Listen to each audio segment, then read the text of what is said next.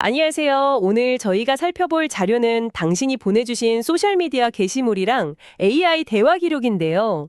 사실 처음 봤을 땐 그냥 흩어진 메모 같았거든요. 근데 읽다 보니까 우와, 이건 거의 미래에서 온 일기장이 아닌가 아유, 싶더라고요. 맞아요. 한 개인이 AI 기술의 그 폭발적인 발전을 온몸으로 겪어내는 과정이 정말 생생하게 담겨 있죠. 네네. 특히 그 구글의 제미니 3.0 프로라는 특정 모델을 가지고 씨름한 기록인데 이게 정말 드라마틱해요.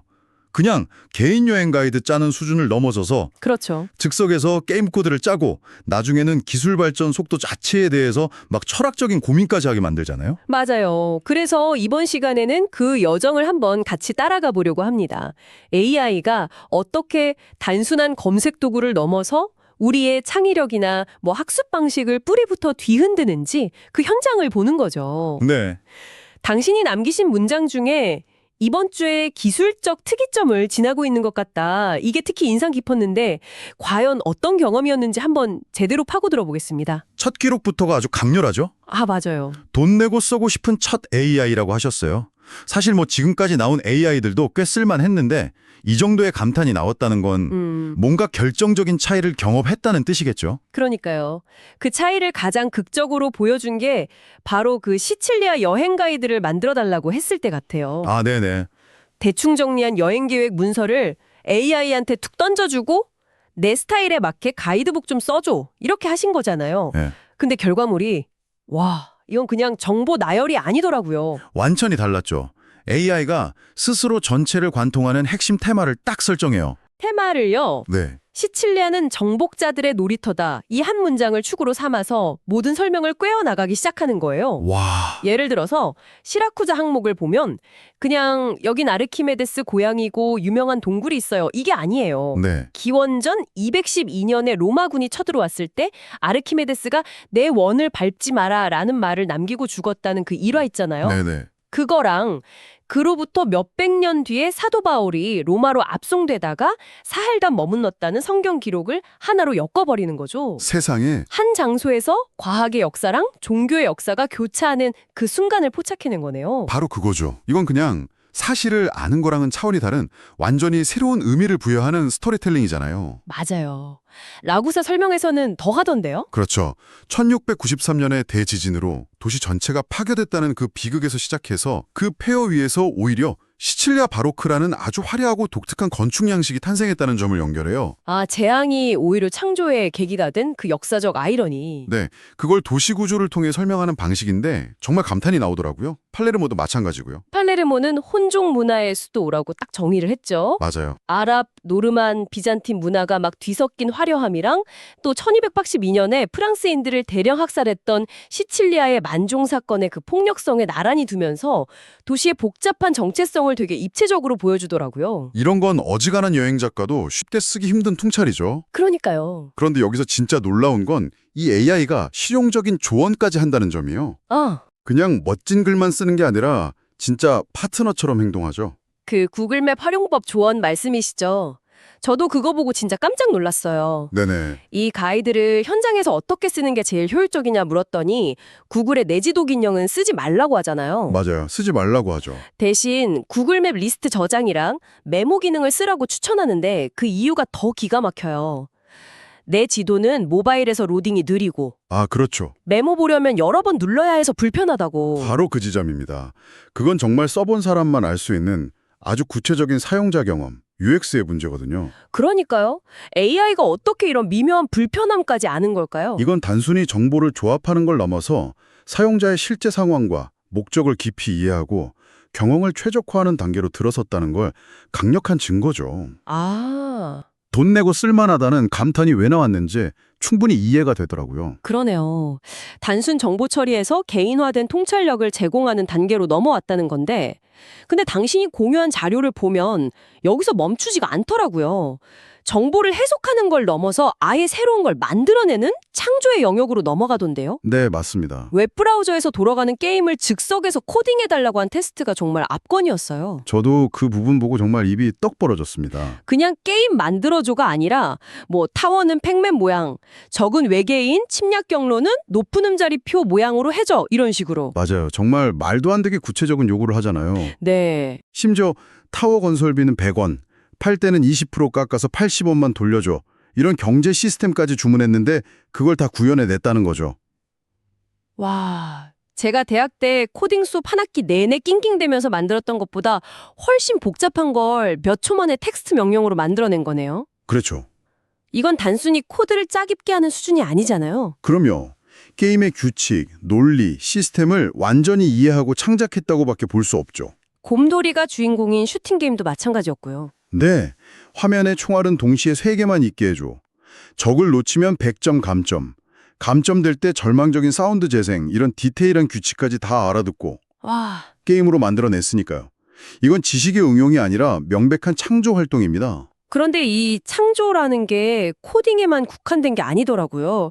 그 나노바나나 프로라고 부르시는 멀티모달 기능 테스트를 보니까 이제는 이미지나 공간까지 이해하고 창조의 대상으로 삼던데요. 맞아요. 실내 사진 한 장 딱 보여주고 인테리어 조언을 구했더니 AI가 내놓은 첫 마디가 뭐였죠? 이 공간의 핵심은 주방이네요. 이 한마디가 모든 걸 설명해 줍니다. 사진을 그냥 픽셀 덩어리로 보는 게 아니라 공간의 기능이랑 미학적 무게중심을 해석해낸 거예요. 해석을 했다. 네, 그리고는 주방 쪽으로 시점을 돌려서 보여드릴게요. 하더니 가구를 재배치한 새로운 인테리어 시안을 제안하죠. 이건 정말 차원이 다른 능력입니다. 사진 속 공간을 이해하고 그 안에서 가상으로 시점을 이동한 다음에 새로운 디자인을 제안한다. 이건 이제 SF 영화에서 보던 장면이 그냥 현실이 된 거네요. 그렇죠. 다이나믹 뷰라는 기능은 한술도 뜨고요. 아, 그건 뭐죠? 다이내믹 뷰는 그냥 정보를 보여주는 걸 넘어서 사용자와 상호작용할 수 있는 툴이나 미니 앱을 즉석에서 만들어버리는 기능입니다. 앱을요? 즉석에서? 네, 코인 중독의 위험성을 설명하는 상호작용 서비스를 만들어줘 라고 하니까 사용자가 버튼을 누르면 설명이 바뀌는 웹페이지를 뚝딱 만들어내고요. 또 시칠리아 렌터카 여행자를 위한 인터랙티브 지도를 만들어줘 하니까 지도 위에 지점을 클릭하면 관련 정보가 뜨는 맞춤형 가이드 앱을 생성해냈죠. 와, 정말 정신이 아득해지네요. 이쯤 되니 당신이 왜 고요하면서도 무거운 숨막히는 공기 속에서 기술적 특이점을 지나고 있다고 느꼈는지 알 것 같습니다. 네, 이게 바로 저희 세 번째 주제인 기술적 특이점과 지식의 미래로 자연스럽게 연결되는 것 같아요. 그 감각을 아주 상징적으로 보여주는 거의 메타적인 경험을 하셨더라고요. 메타적인 경험이요? 네, 흔히 레이 커즈와일이 예측한 2045년 특이점 그래프 있잖아요. 아, 네, 알죠. 그 이미지를 AI한테 보여주면서 최신 기술 동향을 반영해서 이 그래프를 다시 그려줘라고 요청하신 거죠. 세상에 기술 발전의 속도를 논하는 도구로 바로 그 기술 발전의 최전선에 있는 AI를 쓴 거네요. 바로 그겁니다. 결과는 AI가 순식간에 양자 컴퓨터, 뉴럴링크 같은 최신 변수들을 추가해서 새로운 특이점 그래프를 그려냈어요. 와, 기술 발전의 가속도를, 바로 그 가속을 이끄는 기술 자체를 직접 목격한 셈이죠. 이건 정말 소름 돋는 경험이었을 겁니다. 그러게요. 이런 엄청난 기술이 단순히 재미를 넘어서 우리의 지식 탐구 방식을 어떻게 바꿀 수 있을까요? 당신이 공유한 또 다른 실험, 그 강의 평가 사례가 아주 흥미로운 힌트를 주는 것 같아요. 네. 웨스트민스터 총회 역사 강의 분석. 네, 그거요. 솔직히 저도 처음엔 그냥 강의 내용을 요약해 주겠거니 생각했어요. 그런데 결과를 보고 정말 놀랐습니다. 우선 1시간이 넘는 강의의 전체 구조를 역사적 배경, why, 그리고 사건의 실체, what, 마지막으로 현대적 적용, how, 이라는 3단 논법으로 네, 명확한 3단 논법으로 완벽하게 파악해내더라고요. 단순히 내용을 따라가는 게 아니라 강연자의 논리적인 설계 자체를 꿰뚫어 본 거군요. 그렇죠. 평가도 굉장히 날카로웠어요. 어땠는데요? 강연자가 5년 넘게 이어진 1163번의 회의 기록을 전부 엑셀로 시각화한 자료를 보여주는데 AI가 이걸 딱 집어서 이 강의의 백미, 킬러 앱이다 라고 평가해요. 오, 칭찬할 건 확실히 칭찬하면서도 네, 그러면서 동시에 본론까지 들어가는 서론이 너무 길다거나 특정 교파 중심의 시각이 다소 엿보인다는 식의 비판도 정확하게 짚어내죠. 이건 단순 요약봇이 아니라 거의 안목 있는 비평가네요. 맞습니다. 그런데 제가 가장 놀랐던 부분은 그 다음이었어요. 뭔데요? AI가 지식을 확장하는 능력이요. 강의에서 언급되지도 않은 학술 자료를 끌고 와서 평가의 근거로 삼더라고요. 네, 강의에 나오지도 않은걸요? 바로 그겁니다. AI가 이런 평가를 내려요.